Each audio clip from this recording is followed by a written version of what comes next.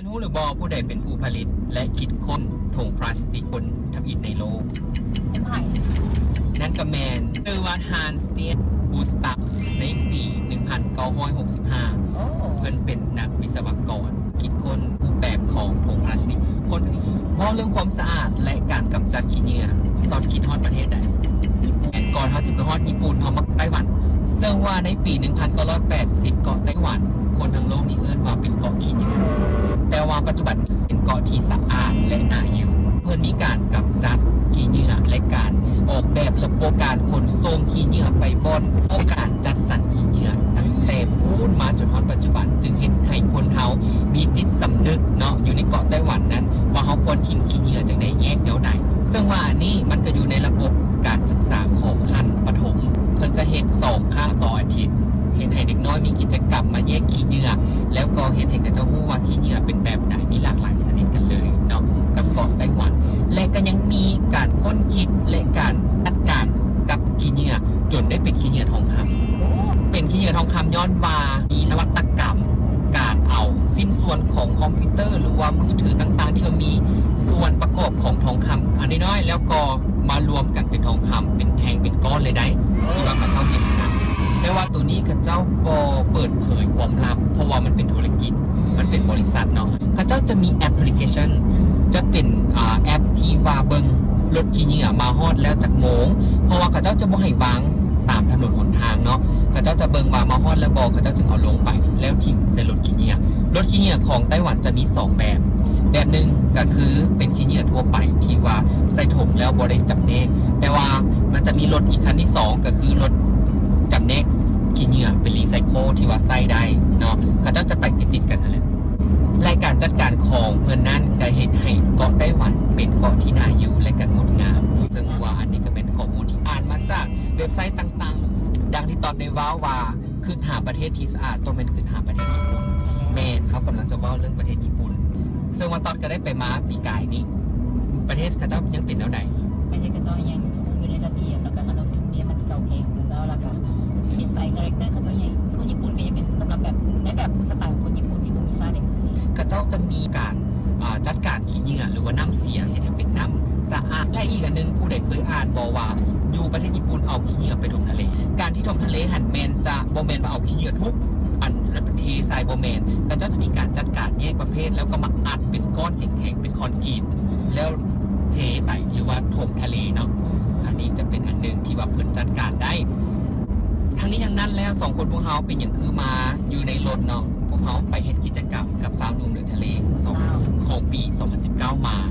เนาะตอนเราว่าให้ฟังเบิ่งว่าความรู้สึกเป็นอะไร ก็ถือว่าเป็นสิ่งที่ดีแล้วก็เป็นสิ่งที่น่าติดตามเพราะว่าเสื้อมาวัยรุ่นเราเนาะอันนี้สนุกเดินทะเลก็จะเป็นอยู่ในรุ่นที่เรียนมหาวิทยาลัยประกอบวิชาชีพกันไปแล้วและเห็นคันสีว่าวกับเขาเจ้าก็ชิดน้องเขาเห็นเขาเจ้าได้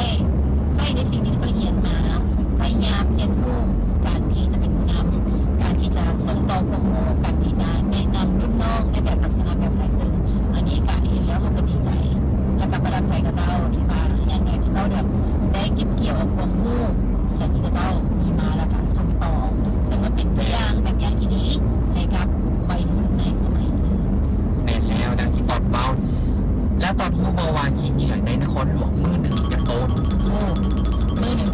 330 ต้นนะคะเขาก็อยู่ในกลุ่มของคนที่ผลิตขี้เหงื่ออยู่ในนครหลวงจ้ะเช่นเดียวกันแต่เขาต้องดูว่าเขาผลิตหลายหรือผลิตน้อยเขาอาจจะเป็นส่วนที่ผลิตน้อย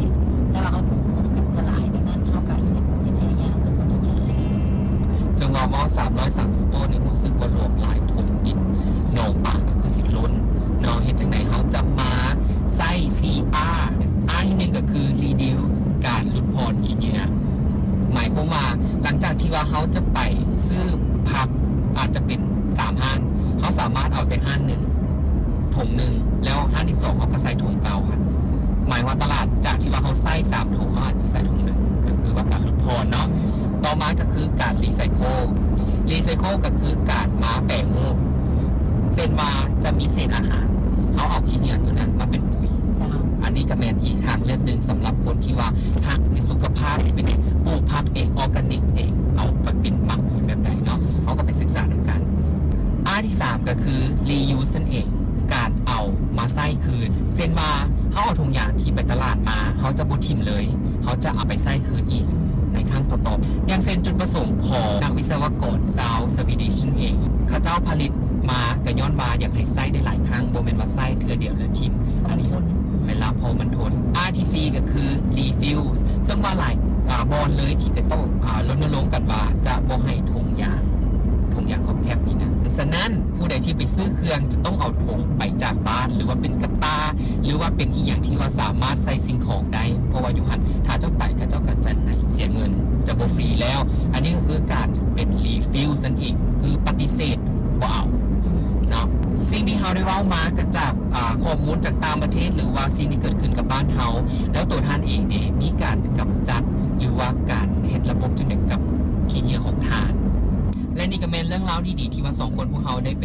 พบพ่อมาแล้วก็ไปศึกษามาเกี่ยวกับขี้เหงื่อไม่ว่าจะเป็นบ้านเฮาหรือว่าต่างประเทศเนาะ